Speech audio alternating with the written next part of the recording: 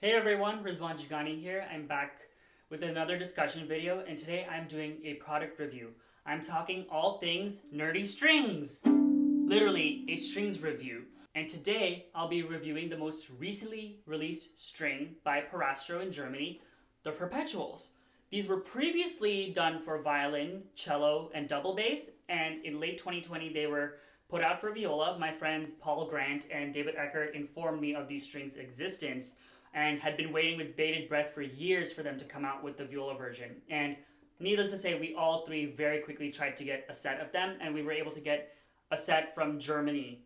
I definitely have a lot to say about the strings, but before I do, I'm going to show you a little bit of a vlog style progression, if you will, of these strings, starting on day one when I installed the strings, day two, which is when Pirastro advertises the strings would stabilize.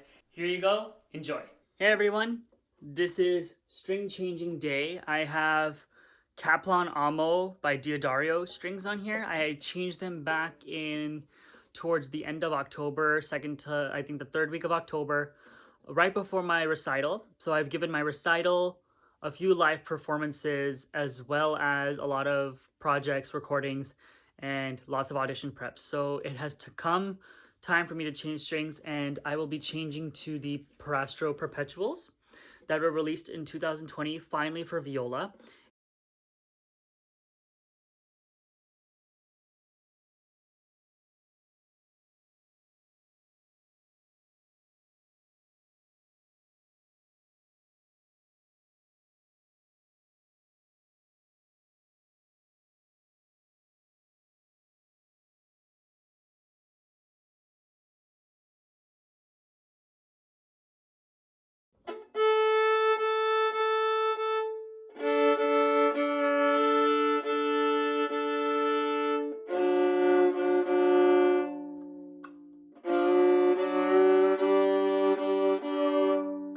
So I just changed my strings. Here we have the Pirastro Perpetuals. I absolutely love the color of the winding. Under the ear right now, the initial tune, they sound pretty okay.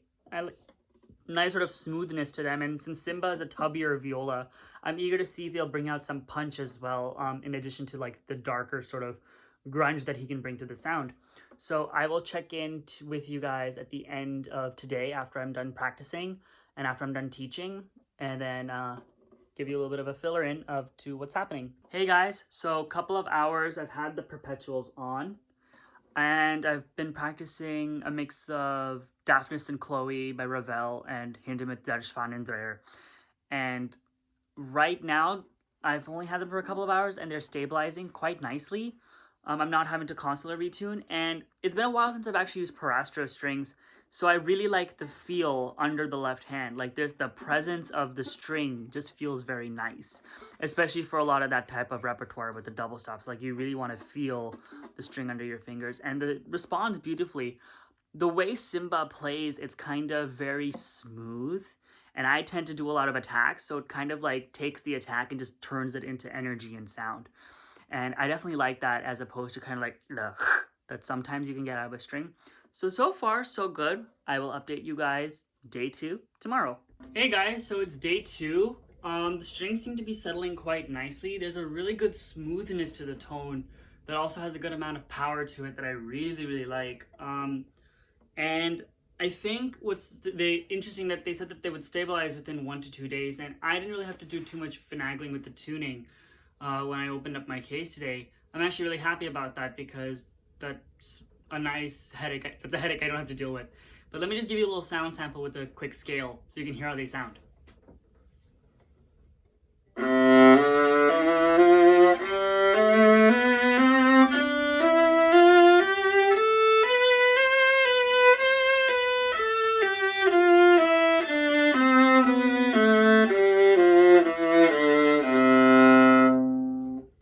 I'm really liking how they sound. I'm going to try it with some Hindemith today as well as some of my other pieces. So we'll see how that fares up. I think the clarity and the power projection is starting to be really enticing to me for maybe future string use, but we'll see. Hey guys, checking in. End of day two. I've been playing on and off today. I haven't been doing too much practice, which I really need to do, But the strings are sounding fantastic, very smooth and even amongst all four. The A has a little bit more of a ping to it, which is also nice because then it helps the other strings vibrate more, but I definitely feel more of a power to that string as opposed to the others. The other thing I will say is that because I didn't play that much today, I felt like I had to tune a lot more every time I did play. So hopefully by the next week mark, we'll see how things are. See you soon. All right, welcome back. I'm now at about week 2 after doing a huge amount of recording for my doctorate degree audition tapes because due to the pandemic, I have had to send videotapes as opposed to preparing for the live stuff.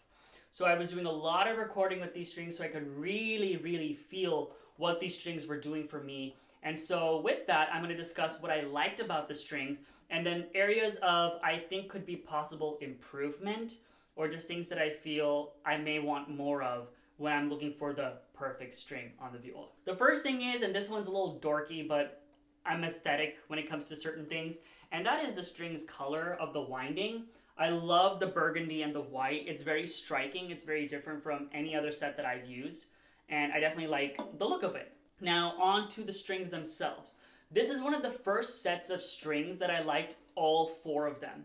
Normally, violas tend to use a Yargar or a Larsen A, or they would sub out the C string for maybe something else. Spiracore tends to be the very popular one that a lot of violas like to go to. And I felt like I didn't need anything else. These 4 strings on their own work very well together. They're quite balanced, with exception, and I'll get to that. The way I would describe the sound is a projection power with sweetness. And the way I could describe it is like a full round sound coming from this viola, which already has sort of a darker tone to begin with. And the array of possibilities of the colors that I can get out of this, out of these strings on this instrument is absolutely fantastic. I can do things that are fast, I can do things that are lyrical, also at different dynamics. And I'm going to demonstrate that with some excerpts for y'all. This is Ravel's Daphnis and Chloe, just to show you fast with loud and soft variants.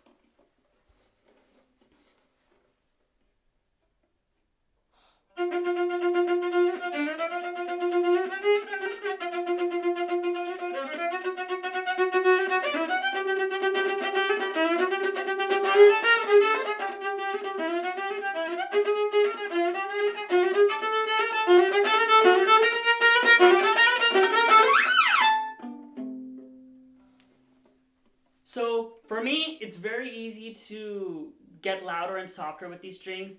The individual notes carry out very nicely, and I have no issue trying to, get the sound out. It speaks very well in the upper registers. This is a little bit of Lion King, Shadowland.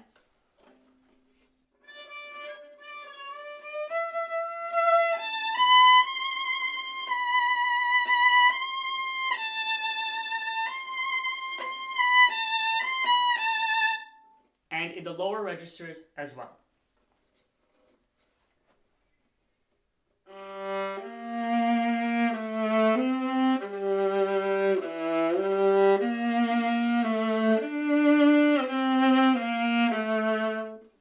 That was the second movement of Andre Memari's Viola Sonata. I get a very good variety of sound, color, textures that I would want from a string.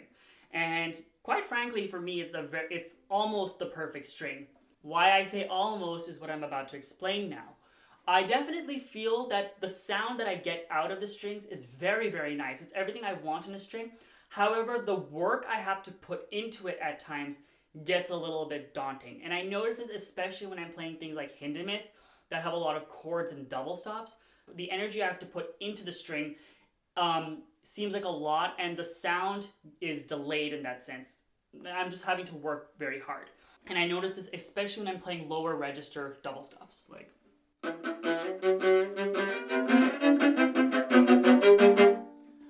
the clarity is not what I would want, and I feel like maybe to the listener it's there, but under my ear it's not there.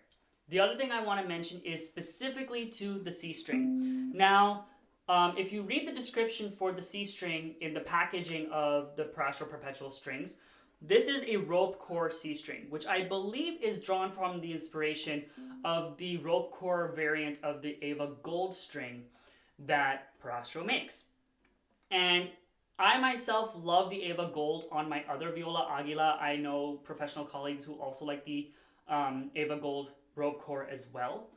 I don't particularly like the Ava Gold on this viola, the Ava Gold rope core. And as a result, I'm noticing a lot of the similar behaviors that I don't like on that string with this one. And I think the projection issues that I'm having in the lower register in my double stops could be, this could be a culprit for that.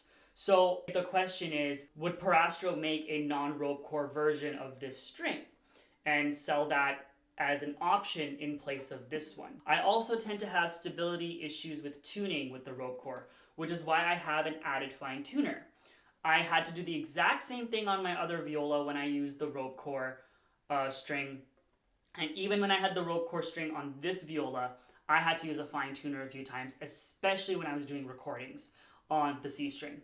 I don't particularly like having two fine tuners, but when you have two blinged out ones, thank you Luxotune, it's not terribly bad. But in that sense, it just adds extra weight. You're wondering about why do I have to keep tuning the C string, in between takes and things. Minute differences that really sort of throw off your intonation otherwise, and having to keep adjusting to that gets a little bit tiresome. So that's my only, those are my two qualms with this set of strings. Otherwise, this is honestly, for me at least, and my opinion, the perfect set of strings for viola. In terms if you want what a viola is known for, that sweet, chocolatey, rich sound, but with some oomph to it. And that's what I like about this one. At times I do wish I could get more of that oomph because I just want a little bit more of a direct sound, if you will.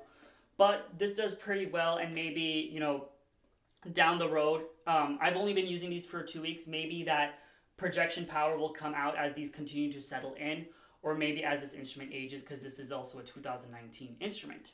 I definitely want to use these more and more. I am going to see how long they last, and I'll update that in a comment and on my videos when I have to change strings. So right now I'm about the 2-3 week mark. I hope I can get 6 months out of it, because typically when I use other strings, I have to change them after about 4 months with my practice and performance schedule. And even in the pandemic, I find myself doing a lot of practicing and a lot of intense repertoire. So I would love to see if the longevity is good on these, because these are expensive. I feel like these are Pirastro's premium end strings. And of course, if this is your best instrument and if this is what you're doing, you want the best, but you also want the best to last long in that sense. That's just my view. I hope you enjoyed this video. This was a lot of information that I was trying to get together and deliver to you all in a very articulate way, which I feel like I ramble here and there, but there's just so much to say, and there's so much that I wish you all could hear in person when I play this viola with these strings. But wait for a string sale and get your hands on some Pirastro Perpetuals. Definitely give these a try. And Pirastro, if you're watching, I love these strings. I definitely hope you consider the non-rope core version, or if you make the rope core version, please make it stay more in tune, please. Thank you so much. Stay well, stay healthy, stay blessed.